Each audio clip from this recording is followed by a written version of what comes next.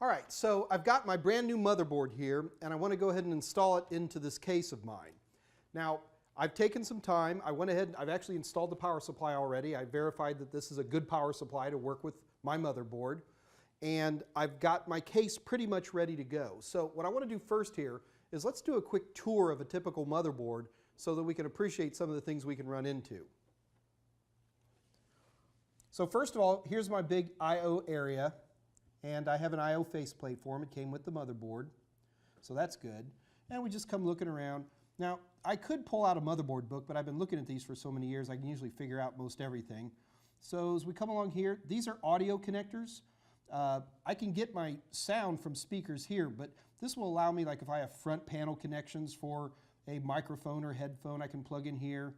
This is for optical media. I can use this if I want to put a music CD into my system. I can play it that way. I have no idea what that's for. These are USB connectors. I want to show these to you a little bit closer.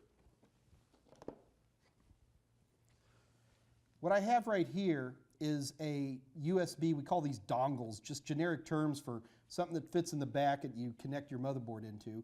And these are extra USB ports. I've got all the USB ports on the back of my system, but I can use these very standardized connectors, and I can plug this into the back, and I've got some USB ports in the back. If I've got USB ports in the front, the case will probably have connectors that allow me to plug into these different things. So marching along here, all of these connectors right here, these are for things like my reset switch, my hard drive light, my power switch, my LEDs for the system being on, my internal speaker, all that's there. This little jumper clears my CMOS. There's my battery. I've got two high-speed SATA connectors here, and although you can't see them from where you're at, if I plug in this way, I got 4 more SATA connectors here. I've got extra fan connectors for my case and system. There's my power, RAM, and everything else is looking good. Okay. So I've already tested this motherboard. I put the CPU and the fan on, I snapped in some good RAM, I plugged it into a power supply, threw in a video card, and plugged that into a monitor without putting it into the case. I just wanted to see if the thing would boot up. It's a lot easier to deal with badly mounted CPUs and RAM and such before you put the system into a case. Plus, I'm a little bit superstitious. Now, if I go into the box that my motherboard came with, there's going to be a few pieces that better be here. In particular, there's going to be my I/O plate. I'm going to throw the junky one that came with the case out, and I'm going to drop this in. These are pushed in from the inside, so you always remember to put these guys in very, very first.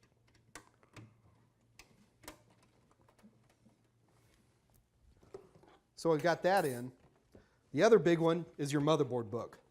All those little jumpers that I don't know what they're there for, before I actually put this in, I'm going to take some time and really, really read this so I know where everything is.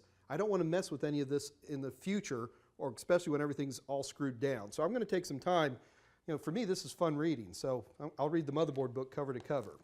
The other thing that better be in here are the driver's disc. This disc contains all the drivers for all the built-in peripherals on the system. Without this, I'm probably not going to get the system to run. So I need this guy really, really bad. The other thing you'll see in the box is they'll usually come with hard drive cables, sometimes, heaven forbid, old floppy cables. You'll get crazy dongles like these. All kinds of stuff tends to be thrown into that motherboard box. You end up using about a third of it. And usually, do I have? Ah, excellent. There's always a bag of screws too. So now that I've gone through all this, the next big step is to let's go ahead and start mounting this. So let's go ahead and mount it. Okay, so I've got all the cables out of the way. Now, these are standouts. They actually lift the motherboard up from the case itself. The screw positions are pretty much standardized for all the different form factors, but I've thrown a few in, and I'm guesstimating just because I've done way too many of these as to where the standouts go. So I'm going to put this guy in. Now, usually what you got to end up doing is you got to actually push it up against the I/O faceplate. And what I'm doing is I'm looking around. There's only 5 screw holes. This is actually a very small number of screw holes on this particular motherboard. 1, 2, 3, 4, 5. And I'm looking as I push it in, and I can see the standouts appearing underneath every single one of these. So I'm happy that I've got that in. Now, what I want you to do is see if you can see this. I'm going to put that down right there on the cooling fan, let you give it a chance to focus in on that. These are these little washers. Now, these washers are supposed to electrically isolate the motherboard from the case. There's a lot of question mark on these. My rule is this: if the motherboard comes with a bunch of screws with these little washers on them, I'm going to use it. So I'm going to go ahead at this point and I'm going to put it one screw in. That's all I want to do for my first shot here.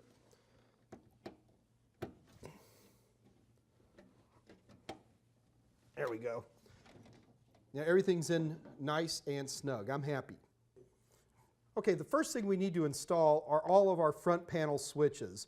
So they call it switches, but it's more than switches. So we've got our power on switch, our reset switch, we've got our hard drive activity light, we've got our speaker. All of these guys need to be plugged into the motherboard somewhere.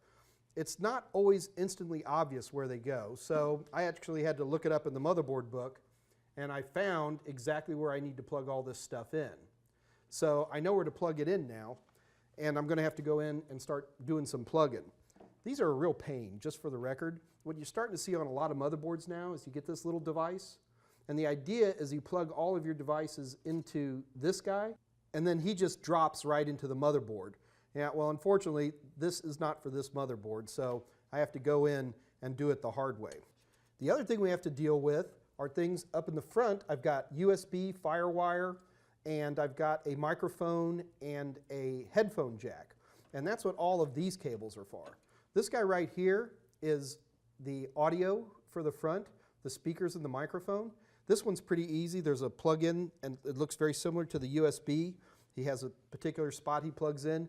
It also has a second set in case you're using a non-standard plug. Here I've got USB. I hate these where they're individual singles like this. I'm going to have to really go through the motherboard carefully, and I'm going to have to plug these in individually. I much prefer these. These are actually identical.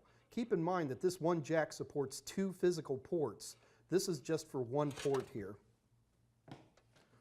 We'll get that plugged in. This is an old FireWire port. I'm not even going to bother plugging it in. So I'm going to have to sit here for a minute and get all this stuff wired in. A couple of things you need to remember. The most important thing is your front LEDs. You've got a power LED and you have a hard disk drive activity LED. On those little LEDs, there's a colored wire and then there's a black wire. You actually have to have these oriented properly. If you don't orient them properly, you won't break anything, they just won't work. You're going to have to turn them around and plug them back in. So I'm going to take a minute, let me get all this stuff plugged back in, and I'll show you the end result of my labors. Okay, everybody, here's the moment of truth. Got the video card in, got my keyboard plugged in, I've got it hooked up to this monitor right now, and this is the big one, so everybody ready? 1, 2, 3, here we go. I hate this part. This is the first real boot we're going to try this system on. So I'm just waiting. This can take anywhere from 15 to 30 seconds depending on the system. And I'm really hopeful everything's going to be working right. I've got my beep, so I'm pretty sure that I posted out just fine, but I'd sure like to see something up on the screen. And that, my friends, is a successful motherboard installation. Now, keep in mind that we don't have any storage devices or anything installed at this point, so it's going to give me an error, but that's a great error. It's going to say no boot device. I'm glad to see that, because I'm going to be installing my hard drives and my optical media and all that next. But right now, I know I got a good motherboard.